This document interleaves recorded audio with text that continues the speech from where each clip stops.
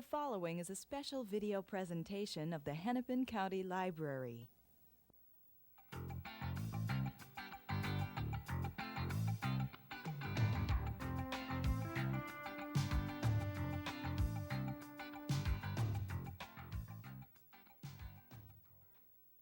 Hi, welcome to a discussion with David Wallechinsky. I'm Dave Carlson of Hennepin County Library, and our guest today is the co-author or author of more than 17 books, including The People's Almanac, published in 1975, and The Book of List, published in 1977. And David is here to talk about his new book, The Book of List for the 90s edition, which was published in 1993. The People's Almanac was a successful bestseller and still a stalwart of library shelves and people's collections. The Book of List came out 2 years later originally, and that was kind of a spin-off of the People's Almanac. But I'll start off by asking you to maybe explain a little bit about the People's Almanac and how it spun off in the Book of List, and give me a list of the reasons why you came up with the idea for the book.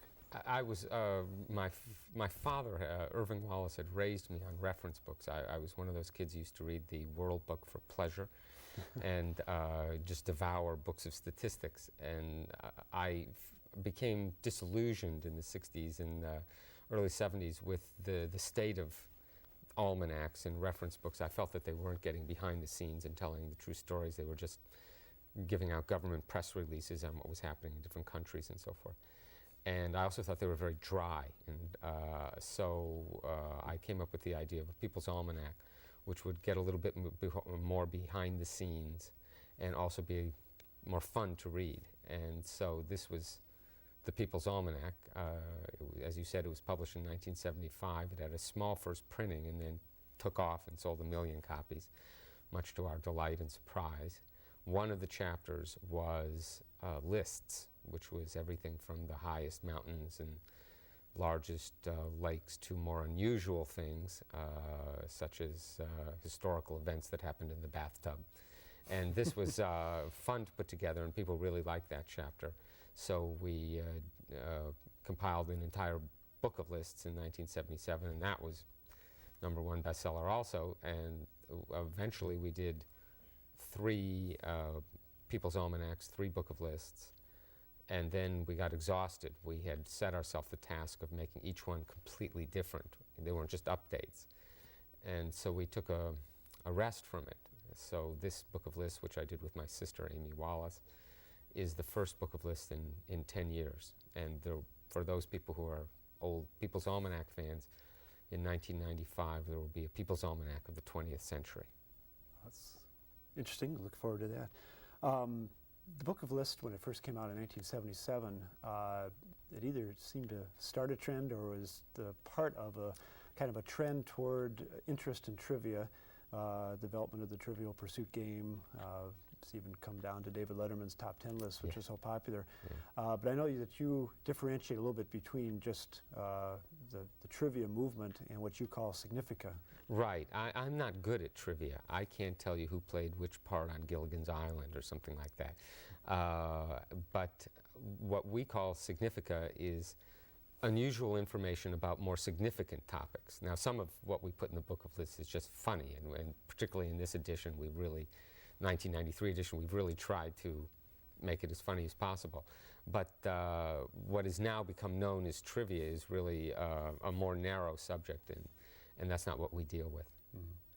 And in fact, the word Significa, which we use, was given to us by Gary Owens, the radio disc jockey. That's him, yeah. And he was the one who said to us, you know, this isn't trivia. I don't like it when they call your work trivia. And so he gave us the word Significa. Who uses your book? Who do you find is your clientele, so to speak, and how is it used? I can only judge by the letters we get from readers. We ask for people to write and give us feedback and new lists and so forth. There seems to be a whole range. The youngest reader I've ever received a letter from was 9, and the oldest was 91. So I think we covered, and with the lists and almanacs a little bit different, the audience we get. The People's Almanac has more writing in it and more actual reading, so we get more people who really love to sit down and read and learn information, and the list is more fun. So we had always had this motto, which was, with the People's Almanac, you should enjoy yourself while you're learning something, and with the Book of Lists, it was you should learn something while you're enjoying yourself, and I think that's the difference. What are some of the interesting responses you've gotten from the people writing in about Book of Lists? And Where do you begin? It's hard to tell you. I once got a letter from somebody saying that he was D.B. Cooper, and I'm the one who's the real D.B. Cooper, the guy who, the first hijacker dropped out of the airplane and all that. And he said, if you want me to contact you, put an ad in this paper on this day, and then I will contact you. And unfortunately, I had been out of town, and when I opened my fan mail, the date had passed, and we'll never know if he was really D.B. Cooper. We used to get a lot of letters, particularly for the People's Almanac, since there's so much readable material. A lot of letters from prisoners who have lots of time on their hand and want to better every fact in there. Yeah, and they want to better themselves. They want to learn something, and so we always got a lot of mail from them. Are they quick to point out any errors or any inaccuracies that at least they think they find? It's harder for prisoners because they don't have access to a library to check what they think is wrong. We've gotten letters from other people either finding errors or challenging, thinking they found an error, but in fact they're not right. So you have a pretty good success ratio. Yeah, we have a very good success ratio. Society's changed a lot since the book here in 1993 compared to when it came out in 1977, the Book of Lists in particular. What in society, in those terms, as society has changed, how has your book changed? For one thing, people are reading less. And we found in my sister and I in preparing this volume that it was a challenge to try to come up with lists and a style of writing that would draw in people that have stopped reading, particularly young people, which seems to be, I've seen the statistics, and most households in the United States don't buy a book in an average year. So this was a little more challenging. For example, in the Book of Lists 3, which came out in 1983, we had concentrated a lot on what we call annotated lists, where not just 1, 2, 3, 4, 5, 6, 7, 8, 9, 10, but where each entry in the list has a little story. And although we have a lot of lists like that in the new Book of Lists, we found it better to make those annotations shorter, just to make sure that we can draw in more people. That's one of the differences. Like the 30-second sound bites. Well, it's like being condensed. I mean, you're no longer just competing with television. You're competing with 2-minute music videos. As I look back on some of the original Book of Lists and the new one, I did notice some interesting changes. For instance, where in the Book of Lists 2 you listed the most dangerous sites to be in a nuclear attack. Now you list the most dangerous places to be in terms of crime. That's right. That's right. Well, thank goodness that change has happened. Maybe the next volume we won't even have to have that section. But no, I hope that if we can put a damper on the Chinese, that we won't have to worry about nuclear weapons for a while. We'll talk a little bit about format, but kind of tying in with the changes. I had noticed, I compared a list from the Book of Lists number 2 about least segregated and most segregated cities, and compared it with the new list that was provided in 1993. They were, apparently the information was gathered from different studies, but there were no cities at all that were in the original list that are in the new list. Both lists, even though they came from different sources, these are academic sources, were based on the same statistical premise, which was what they call dissimilarity ratio. How many people, white or black, would have to move in order to create neighborhoods that exactly represented the population of the city as a whole? So they both used the same basis. I think what you see with the most segregated cities is that the cities who were on the top of such a list 10 years ago made an attempt to make changes. And the other ones, Gary, Indiana, didn't make an attempt to make any changes. With the least segregated cities, what happened was in the original list in 1980, it was more the more liberal, tolerant towns. Then what happened was the military integrated a lot. And if you look at the current list of the least segregated cities in the United States, you'll see that it's completely dominated by cities with military bases, where there's a constant changeover of people from the military. And they're more integrated.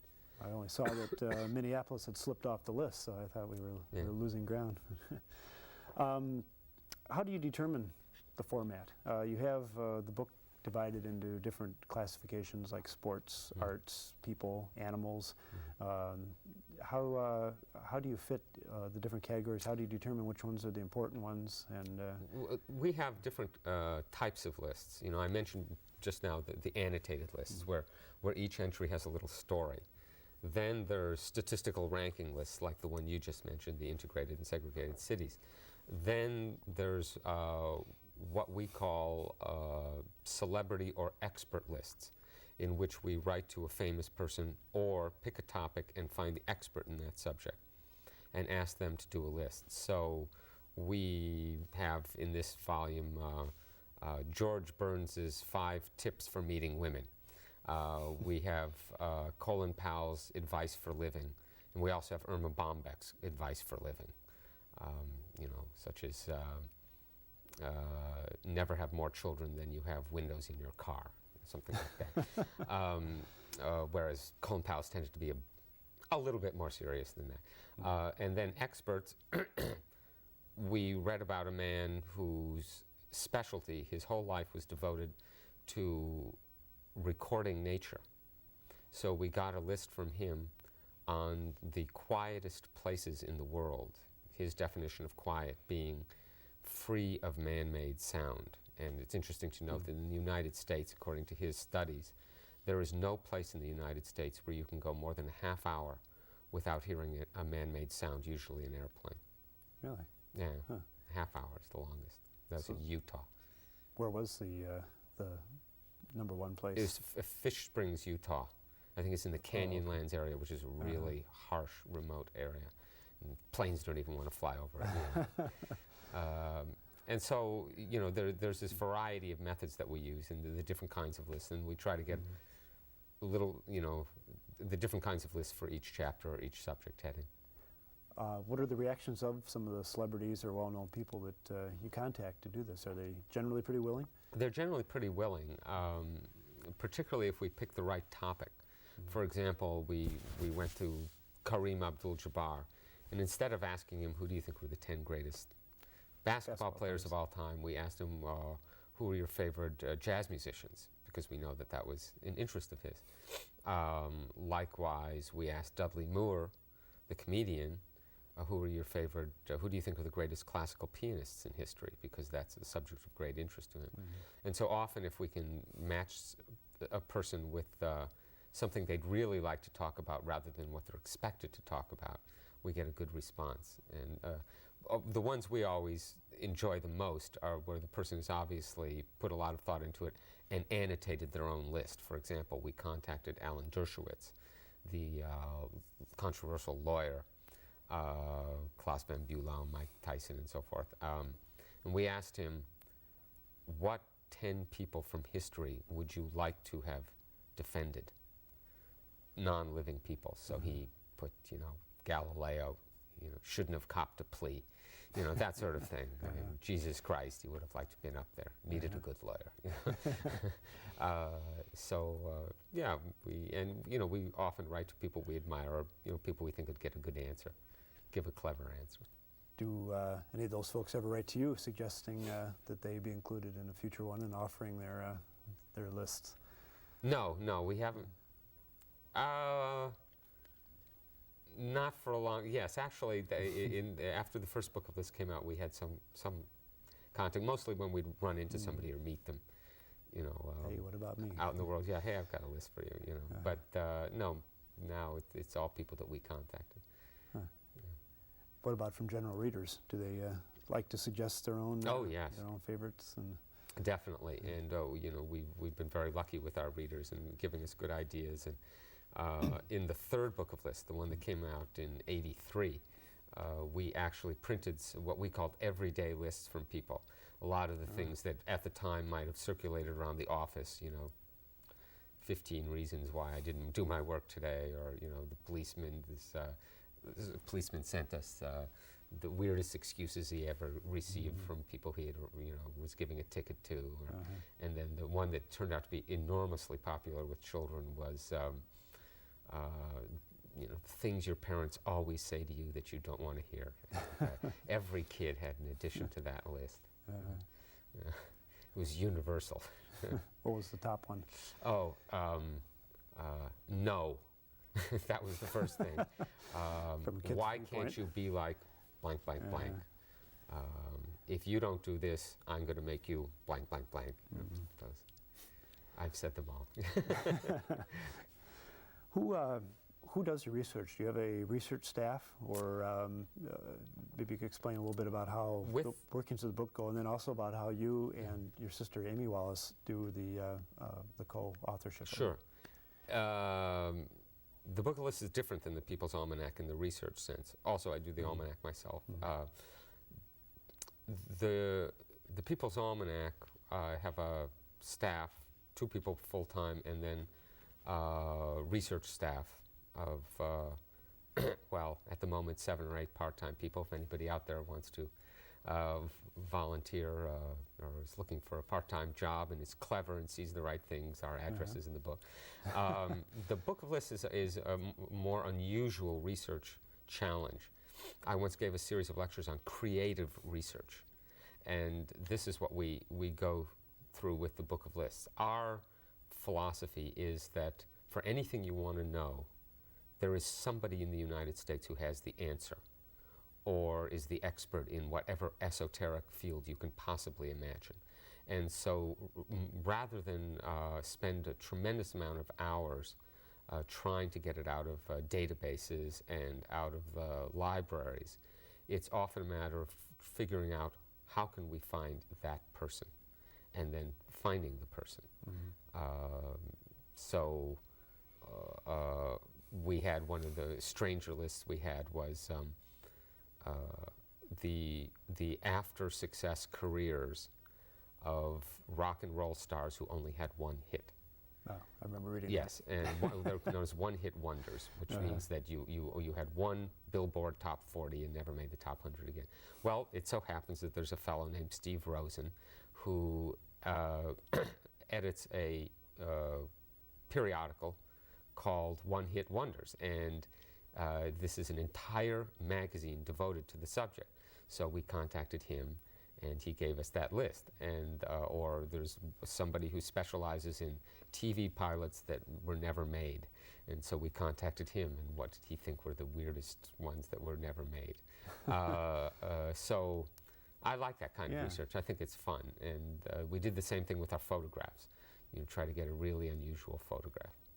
We have a list in there of clubs that are very special for only certain people, like the Annette Funicello fan club. The Annette Funicello fan, yes. These are organizations that are not for diving everyone. Dentists. Diving dentists, that's right. Those are professional dentists who scuba dive. Having awareness of organizations like that, if you do need to get more additional facts, that those are probably the experts. Yes, you never know what controversy you were going to run into. For example, I wrote a list on unusual sporting events, such as the annual lawnmower racing championship, or the first annual robot sumo contest. And I came across an article about a non-violent hunting contest for archers, where they, instead of actually shooting animals, they set up fake animals and you shoot. And it's for hunters who don't really want to kill an animal. So I innocently called up the local branch of this organization, and the man was furious, wouldn't talk to me, and I thought, what is this? Well, it turned out he'd been threatened by animal rights groups, and he thought I was somebody else pretending to be David Wallechinsky. And finally I convinced him that I really did want to write about his his competition, and he referred me to the national organization. It all worked out. Yeah. What type of person does it take to put together a book like the Book of Lists or the People's Almanac? Maybe you could describe your attributes that you think help you in doing a successful job. Well, one thing I learned from my father was an interest in diverse subjects, just to be interested in the world and in life, and particularly in those things that are odd and a little bit different and that don't fit into normal theories or normal reality. And then, of course, a certain amount of obsession, wanting to get it exactly right, wanting to get that final entry on the list, and being organized. You've got to be organized, there's no question about it. And looking at things a little differently. When I read the newspaper, yes, I'm reading the headline stories and all that, but I'm looking for something a little bit different in a story that a normal person might read and might look at differently. When I read Ho Chi Minh's, in matter of fact, for people who want to try out for our research job, this is one, we give a quiz to people who want to be researchers for us. And one of the quizzes is we give them an obituary of Ho Chi Minh and ask them circle six items you wouldn't normally, in this obituary, that you wouldn't normally find in an article about, in a biography of Ho Chi Minh. For example, that he had been a pastry chef who had been trained by Escoffier, and that he had once worked in Harlem, things like that. So it's that little sidelight that we look for. It's interesting. In putting the book together, especially the latest book, what are some of the things you left out? What didn't make it to the final edit? You mentioned, oddly enough, you mentioned the organizations that are not for everyone. And in the original first draft of the book, we had a couple organizations that had unfortunately gone out of business in the last few months. Somewhat volatile. Yeah, yeah. For example, one I liked was the Slow Food Foundation. This is to counteract the fast foods. These are slow foods that you should sit and enjoy your meal. But I think they were just so slow that they couldn't keep up their membership organization. I don't know what went wrong. There are certain topics that we keep ongoing files and just didn't quite have enough entries yet to include it in the book, and hopefully somewhere down the line we can use it again. For example, I wanted to do, I've been keeping a file on 2 murder lists. One is murderers who used unusual weapons. I think the most famous in recent history is the Gregory Markov murder, in which the Bulgarian secret police killed Markov by coming up behind him and poking him with an umbrella that had poison on the tip. Or there was another case early in this century in which a Hungarian man, in a fit of jealousy, killed his lover who had just rejected him by consistently pouring radium on her typewriter keys until she had absorbed so much that she died. But I just didn't have enough to have a full list, so I'm waiting on that one. And the other murder list is stupid murderers or stupid attempted murderers who made ridiculous attempts. There's an ongoing file that I collect, which is in the new book of lists, of stupid thieves. And it's been very easy to find stupid thieves, but stupid murderers are a bit harder, but I'll get them. Everybody, I suppose, has their favorites. I like Dr. Domeno's worst song title list, especially I'd rather have a bottle in front of me than a frontal lobotomy. Right, right. What are some of your favorites, and what have, over the years, have been some of the readers' favorites? Well, I also like Dr. Domeno. Dr. Domeno is one of my favorites. In fact, I have one that he didn't, since he didn't put it in his list, I'll put it in mine. Exclusive for the show here. Yeah, yes. I heard it on the radio once while I was driving through Georgia, or Florida, actually. It was, "My pride's not hard to swallow if I chew it long enough." Love that one. And the Ballad of Jeffrey Dahmer, I heard that recently. The most requested list we ever had, and we ran it in the Book of List 3, so we didn't run it again, because nothing's repeated. We had so many letters asking us to print Kennedy, Lincoln, coincidences. You know, Kennedy had a secretary named Lincoln. Lincoln had a secretary named Kennedy. Ford Theater, Ford car. Characters in the name. That's right. Like that. Yeah, exactly. So we did run that one. That was popular. I like the ones that are hard to do, that you can't look up in the library, that you just have to wait over the years collecting one item at a time until you've got enough to make a list. Such as? Well, such as unusual lawsuits, which is another one of my favorite topics. To give an example, we have what we call the Romeo and Juliet of the soft drink industry, where this woman worked for Coca-Cola, and Coca-Cola learned that she had become engaged to marry an employee of Pepsi. Sounds so stupid, but it's true. And so they told her that she would either have to break off her engagement with him or she would be fired. And so she eventually sued Coca-Cola and won the case. And she stopped working, and he still works for Pepsi. And we have a lovely wedding picture of the Blakes in the Book of Lists. And what did they serve at the reception? It wasn't Coca-Cola, I'll tell you that. You travel around a lot. What's the reaction to the Book of Lists and People's Almanacs in other countries, and is there that same interest in Significa around the world? Oh, there is. It's incredible how many countries the Book of Lists has reached. I have received fan letters, reader mail from Bhutan. I once came across the book. I like to travel to unusual places, and I went to Yap, you know, the place with the big stone money. And they have a very traditional culture there, and they had one grocery store, and I went in, and there was the Book of Lists being sold in Yap. So it seems very popular in India, where they're voracious readers in India, the educated population there.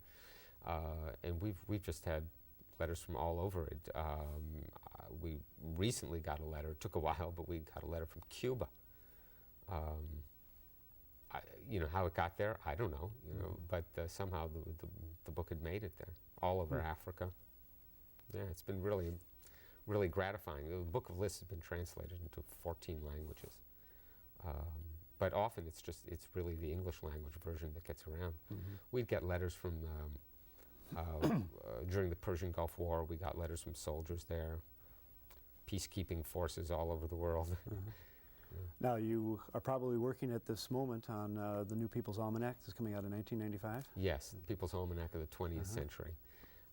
Working hard on that. It takes a lot of time and a lot of energy. I bet. And I have another book which is an ongoing project for me, which is called The Complete Book of the Olympics, which is a combination record book and stories, all the best anecdotes of the Olympics.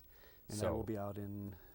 In 93, I'll have the Complete Book of the Winter Olympics, and then in 96, the Complete Book of the Summer Olympics, because now the Olympics are 2 years apart. Okay. And the Book of Lists, the 90s edition, is available now. And the time flew by. I wish we could sit and talk about some more of our favorite categories, but it's really been a pleasure talk with you, and invite all the readers to be sure and look for the new Book of Lists, the 90s edition. And I thank David Wallechinsky for being our guest today on the discussion with. Thank you.